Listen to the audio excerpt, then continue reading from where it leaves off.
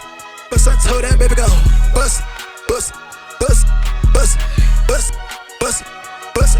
Last one we're gonna watch now. I'm even getting tired. Gosh. So we're gonna watch. His name is Roger. Roger Bonds. Roger Bonds, I think. Roger Bonds. Yeah.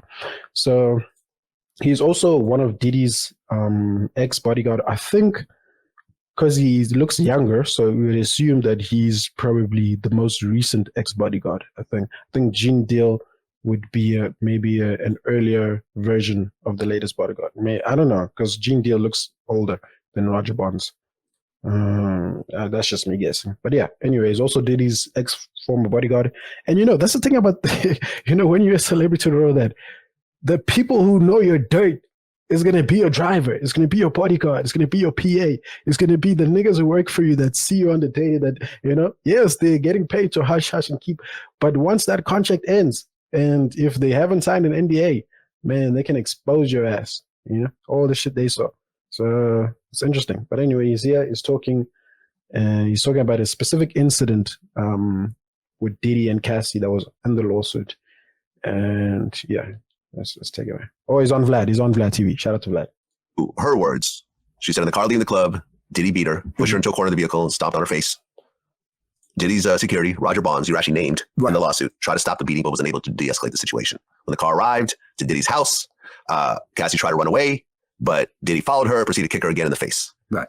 Cassie was bleeding profusely and was ushered into his house where she began to throw up from the violent attack.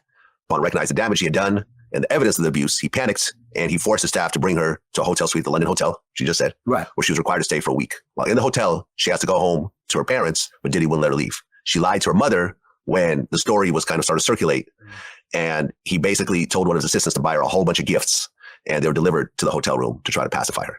Right. The stories pretty much match up. Exactly. So everything I just described is what I'm saying. Is what you're saying. Because it's true. Okay. Did you actually see her at the London Hotel? Yes. And I would go and check on her. You would go and check on her? I would go and check on her. And you described she had a black eye? Yeah, she had a black eye. And one time that I went, she opened up her shirt because I said, yo, Cassie, you okay? And she was just looking at me. She looked at me like, I looked at her like a daughter at this particular time. But you had to be really careful with Cassie because if you talk to her while she's alone, she'll tell you one thing. But it was like she was so scared of Diddy that when she got alone with Diddy, she would actually tell him that she was talking to you. So she told me she opened up her shirt. She had only had to open it one button. And she opened up her shirt and she had purple bruises all over her chest. Yeah. And she just started crying. Right. I guess you said that she was worried that it might be more serious, like her ribs were broken. Right. But he had some doctors go check on her. He didn't want to see her and he didn't want her around the house because he didn't want to face what he did to her. He didn't want people asking questions about what happened. So she stayed in the London. See? So he was also conniving about all this shit. He was very calculated. Like, you knew, all right, you're going to beat her up, send her to her hotel, send over some gifts, whatever, send over a doctor just to check on her. And meanwhile, he's going to try and just live a regular life, say, oh, no, maybe she's at home with her parents, lie to niggas, all that shit. So it was definitely conspiracy to, hide these crazy ass shit, Then hotel. Then from there, if I'm remembering correctly, she went home for a little while. And then the next time you just seen her back at the house like nothing happened. Well, the question that a lot of people ask was, if you saw this, and there is no gray area here in terms of what happened. He viciously beat her. She's badly messed up. But you didn't leave your job. You continue to work for him. So in a way, people are almost blaming you for enabling the situation in a way. Right. I find that kind of funny that people say that, right? Because out of so many security people, out of so many assistants, so many people around, why did Cassie mention my name? And the reason she mentioned my name is because I was the only one that would try to help her in those situations, which in reality, at that particular time, I was able to diffuse these situations, or at least to get him to like, damn, Bonds just broke it up. Okay, that gives a person a time to now think about what they're doing. So to me, I felt like me getting in between that was stopping the situation of him maybe even accidentally pushing her on the floor, murdering or killing or whatever. But the reason I didn't leave, and I would say it was the same reason she didn't leave. She didn't leave because she was scared of her blackballing him blackballing her. Yep. So she would always come back. She would leave for a week or two, come back.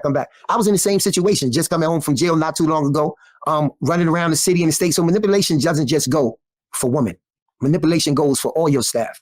So being the powerful man that he was, I knew that if I left him, that there was no other artist that was going to hire me because I was with Diddy, and who was big enough to go against him? What was he going to say about, yo, you don't want Bonds around? So I stayed longer. But what I did was I started watching situations. I started trying to talk to Cassie about situations, and Cassie would just go back. Yeah. No, I get what he's saying. Also, like, in these type of situations, you can't really blame the employees because, hey man, it's tough. You don't know what these employees have gone through themselves. You don't know what they had to sign. You don't know the situation that they like. He's from his situation. You were saying he just came out of prison, you know. So obviously, maybe he was an ex-con, you know, and where else is he going to get a job? And then also, you gotta understand that sometimes when you're an employee in that situation, like you said, you start watching the situation and you try to start de-escalating situations, right? If you're obviously, you know, like him, he was the bodyguard, so he's grown to that position of being able to like tell Diddy, hey man, relax, you know, stop situation, de-escalate situations. So now you think in your mind, like, yeah, you're there and you're still working, but you think like if you leave, he's just gonna get another bodyguard, and then that bodyguard is probably just gonna be complacent because it's gonna be his, you know, his first time. He hasn't developed that you know that situation where he can actually de-escalate and, you know, put his hands on Diddy, or like, you know, not put his hands like that, but you know. So you think then the shit is just gonna be even worse because there's gonna be no one there who can really de-escalate the situation because this new bodyguard, hey, he just started, it's day one. He's not going to tell Diddy, relax. What?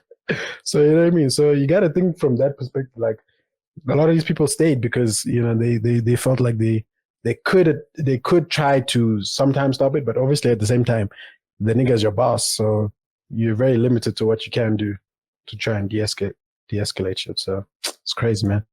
It's crazy. So you see, like, this Diddy thing stretches, you know, it doesn't just affect the immediate people, but there's also so many indirect people that were affected by this whole niggas shenanigans and doing, you know, like his employees who have just probably seen the craziest thing that's, you know, no employee needs to be able to see. Like, you're a bodyguard, bro. You don't need to be seeing your boss now dondering his girlfriend multiple times, like stomping on. He's like, what the fuck, nigga? I'm supposed to be protecting you from like crazy fans and stuff like that. Now I'm here watching you. It's like, who the hell? Whose body am I guarding?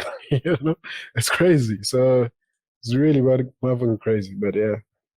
But honestly, like, shout out to all these people. Like, there's Freddie P, Gene Deal, Roger Bonds. You know, they all have come out to actually say what they experienced, say what they've gone through, and you know, people may think, it's for clout. Not really for clout, man. These niggas are really exposing this guy, and they're doing what's right. You know, because also they could be, you know, they could be blackballed. They could be, you know, any type of way they could be in danger. Because, like they said, you know, Diddy's the diddler.